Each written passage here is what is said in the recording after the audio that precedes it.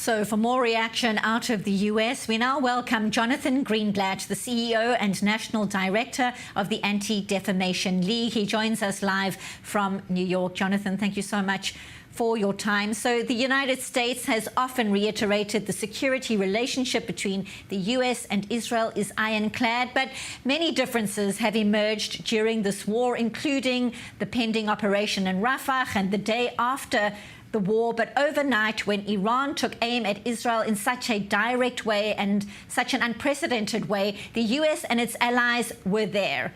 Your thoughts?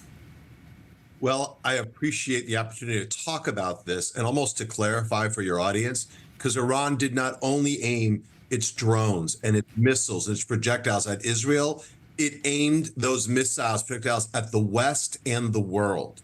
Iran's single most consequential export is terrorism. Their single most potent ideology is anti-Semitism, anti-Zionism, and hate.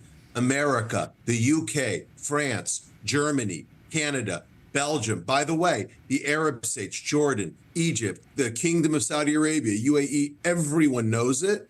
And finally, I think there was this moment where it was exposed. This fight in Gaza is not really about liberating the Palestinians. The Iranians actually, mortally wounded a 10-year-old Bedouin girl.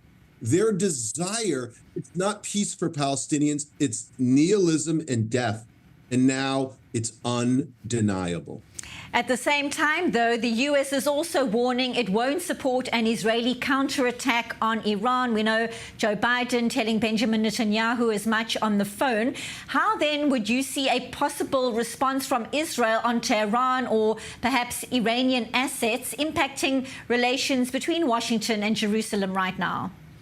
Well, I think we've seen in the past that America and the West understands that while Iran has tried to construct this ring of proxies around Israel, almost to asphyxiate the Jewish state, Israel retains the right to defend itself and to dismantle those proxies. And there are many ways that Israel can respond to this overt act of war, whether it's direct on Iran and its territory, whether it's against its proxies. Even imagine new alliances coming together because of this moment. I just think what's really clear, what your audience needs to keep in mind, is that America stands with Israel 100%. You heard that from Joe Biden. You see it in the integration of CENTCOM into the Israeli defense apparatus. Have we ever seen anything so powerful? It's an extraordinary statement, and let's hope we remain rock solid against this threat of Islamic extremism. And certainly that this alliance will stay rock solid, if not grow and expand as well. Jonathan, I want to change tack slightly because we've seen a range of anti-Israel protests in the United States on many campuses too since that Hamas massacre on the 7th of October. We've also seen some disturbing images of protesters in Toronto, even celebrating the Iranian regime launching that massive overnight attack. What is happening at US campuses and institutions? What kinds of responses are you seeing to this direct Iranian strike on Israel? Well, it's a great question. Our Center on Extremism at ADL monitors and tracks extremists, far right, hard left, anti-Zionist, all types. So indeed, we are seeing some of these protests, whether it's in London or in Toronto or in our own campuses, where the quote-unquote pro-Hamas crowd makes it clear, again, this isn't about the liberation of Palestine, it's about the destruction of Israel.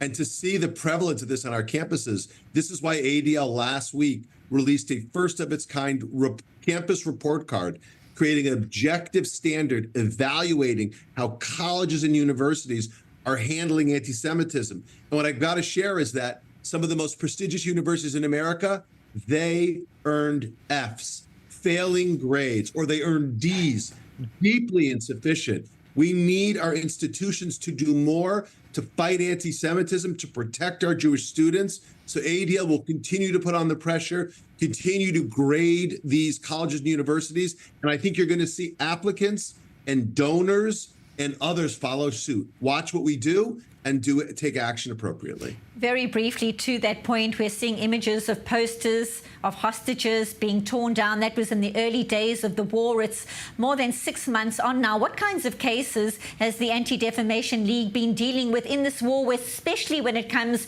to highlighting the plight of hostages still in captivity, including American hostages? Briefly, please. Oh, it's stunning. 5 American hostages. You would never know it from these sickening protests. We're still seeing posters defaced. We're still seeing vandalism, harassment, and violence, and assault at Berkeley, another recent kind of situation at UCLA. It's still happening every day, and we're going to keep the spotlight on it to expose these people. They're not protesters. They're bigots. They're not activists. They're extremists. And we won't stop until they stop, period, end of story.